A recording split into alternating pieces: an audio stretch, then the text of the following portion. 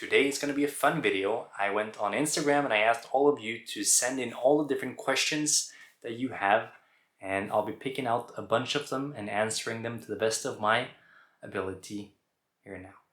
I got all the questions here on my phone, so let's just dive right into it. So I'm just going to go ahead and start with the first question that I have, which is by Truly Ezra.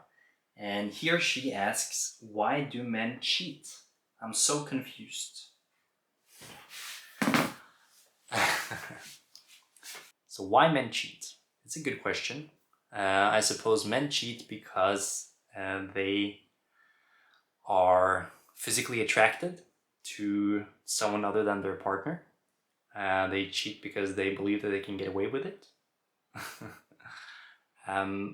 Some men cheat because they don't really have a conscience, and so they don't have any qualms with stepping outside of their relationship. I've also experienced that. Not myself, but in people that I know. And so, but it's not like this is uniquely a issue for men. I mean, women obviously also cheat. And I guess the person should be equally confused about that. But I think it's as simple as we are biologically wired to want to have sex, and when the chance arises, if you can't inhibit yourself, in particular in situations where someone has drunk alcohol, then their inhibitions are lowered and they're not necessarily thinking about the next day, but they're more fully present in the moment. And I think in those scenarios, a person is more likely to cheat. Maybe someone is cheating also because they're unhappy in their current relationship. And another reason could be that they are not conscious of the fact that they could do something like that. And this is where this concept of the Jungian shadow comes in, which is that if people believe that they are too good to ever cheat on someone, well, I think there's two people. So either you have the psychopathic type, or the person that doesn't really, or the sociopath, the person that doesn't really care about other people's feelings. They can easily cheat. And then the other people would be, people that consider themselves very good, and they think of themselves as someone that would never cheat because they would never hurt someone, believing that they don't even have the capacity to do that, which of course you do. And those people can also fall prey to cheating when they get caught up in this moment of desire with someone that is not their significant other. So the next question is by Tails and T. Asks, are you working on a new novel? And the answer is yes, I am working on a new novel. I've actually finished writing my new novel, and I'm currently querying. So I'm sending out query letters to different literary agents, and I am looking to have this second book of mine traditionally published, and it's a psychological thriller, but also edging on literary fiction. And I'm really excited to be sharing more about the book as time passes. But yes, I am definitely still working on different projects, having a lot of fun doing it. And here I have another question by Nicola ILUTZZ. What's your favorite season and why? And my favorite season is definitely the summertime. I think it's because here in the Nordics, it doesn't really get very warm ever, except during the summertime. And for a small window in the summer, it is perfect. It's really nice. It's 21 degrees and it's sunny and life is just, it's beautiful. And so I think my answer would probably be dependent on where I live, but I'm living in Denmark now, and therefore my favorite season is the summertime. And I think most Nordics, like Nordic citizens, would answer in the same way. But there are charming aspects of all the different seasons, especially the springtime, when you sort of see everything come to life. Nature is sort of blooming, and especially here where the winters are, pretty tough as well. Everything gets really dark. Seasonal depression is a real thing over here, that's for sure. But then also seeing everything sort of evolving from the dead darkness into, beautiful life, vibrant life. There's something special about that as well. So I would say the spring is a close second. Half-Blood 4426 asks, number of books you have read. That's a good question. I couldn't tell you because I don't count how many books I read. But I probably have read, I don't know how many books I have downstairs in my library. And I haven't read all the books that I have downstairs either. I probably read about 65% of them. Something like that. So I probably read 150 books. Something like that. Actually, I have no idea. That's a very good question. I'm just gonna throw out a number, 150. Could be higher, maybe it's also lower. I'm not entirely sure. So here I have two questions that I thought I would combine by Owamiyama97 and Muhammad Res Muhammad. They ask, how old are you and where are you from? I am 27 years old, just turned 27 in August, and I am originally from Norway. I'm from a small town outside of Oslo, the capital of Norway, and I grew up there until I was around 19 years of age, and then I moved over to Copenhagen, to Denmark, which is where I live at the moment. Here I have a question by JustKushi82, asks, how to deal with anxiety during exams? That's a very good question. For me, what helped was obviously being prepared and not studying just the night before, but trying to have somewhat of a study plan. Although I'm not very structured and good with plans, I would say having something of a confidence that you will be able to answer most of the questions going into it. That's the biggest thing. And then I would say breathing exercises before you start and accepting whatever will happen. Knowing that if you've done the prep work and you've tried to calm your breath with some breathing exercises as well right before the exam starts. This is what I would do. When there's 10 minutes until the exam begins, I would just sit there and do some breathing exercises, and then I would just sort of sit with myself and accept whatever outcome would come. Whatever outcome would be of the exam would be okay. And if it went well, great. If it went poorly, it's not the end of the world. That was the way that I handled my exams when I was in university. So Mina Selly Yokel asks, who's your top 3 authors that you enjoy reading the most and why? That's a great question. I think it is a list that's constantly changing, but let me give you my current list. I think one of the authors that I'm enjoying the most now is Hannah Arendt, who is this German philosopher, historian. She wrote this fantastic book called The Origins of Totalitarianism, which I've been really enjoying. And I purchased another book of hers called The Human Condition, which I'm reading at the moment. And I think her insights are are brilliant, and she writes in a very coherent and understandable, relatively straightforward manner. So she's great. Let's see, the second one, I'm really enjoying learning about archetypal psychology at the moment.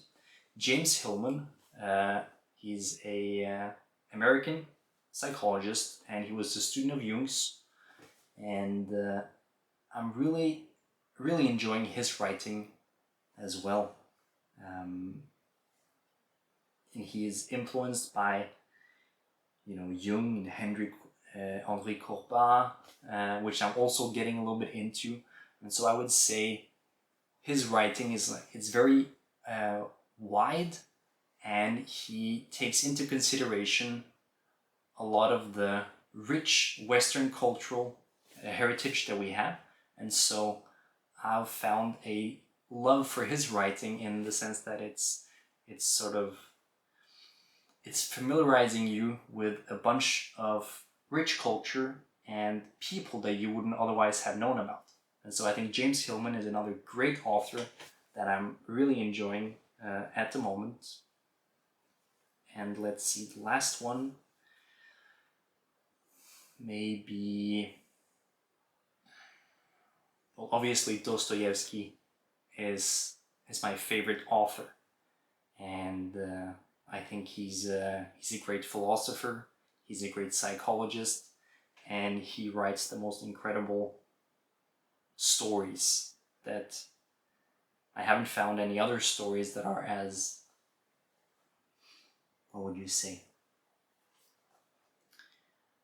as gripping and as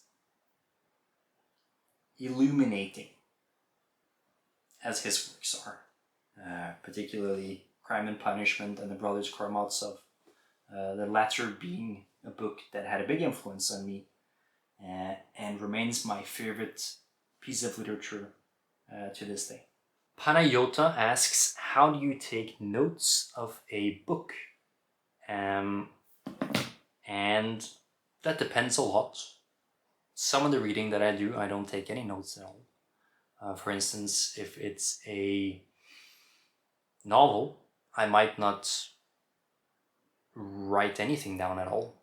Maybe I'll write about some of my thoughts in a journal entry, when I finish reading the book, or maybe midway through or something like that. Or if I happen to be thinking about the book when I am writing my little journal, which happens from time to time. But in terms of nonfiction work, then if I read something that's striking to me, or where I'm sort of like taken back a little bit, then I would often take out my notebook and I would write down the gist of what I just read. Not exactly in the same words, but in my understanding of it, or in my own words. That can be very close to what I just read, but in that way you are sort of absorbing it, I think, in a bit of a different way, as opposed to just verbatim writing what it said. So I would say that is my process of note taking. I don't enjoy putting these like little markers on books and things like that. I think it's a waste of time, but I know some people love doing that, and so by all means, if that's what you want to do, then you do that. But I'm not underlining anything in my books, and I'm not putting any like markers. That's simply not me. So Rachel 1919 asks, are you single? With a laugh afterwards. And I am married, and I have a little daughter as well with my beautiful wife Emma, and she's called Leonie, and she's almost 2 years old. So no, I'm not single. Here I have a question by Timothy Gears. He asks, has there ever been a book that made you question your life or your values? What is it? That's a very good question. I would say there's probably a couple of books that have done that. One of them, several of Jung's books have been transformative for me. But I think as I was saying earlier, The Brothers Karamazov by Dostoevsky is probably the one that has shifted my worldview the most. I think before I read that book, I had very little sympathy and understanding for religion as a whole. The Nordic countries are quite secular in general, and I didn't grow up with any faith or anything like that. It was an atheistic, basically, home. Although my mother had some interest in spirituality. But The Brothers Karamazov, it showed me a beauty that lies in religion when practiced authentically that I had never realized before.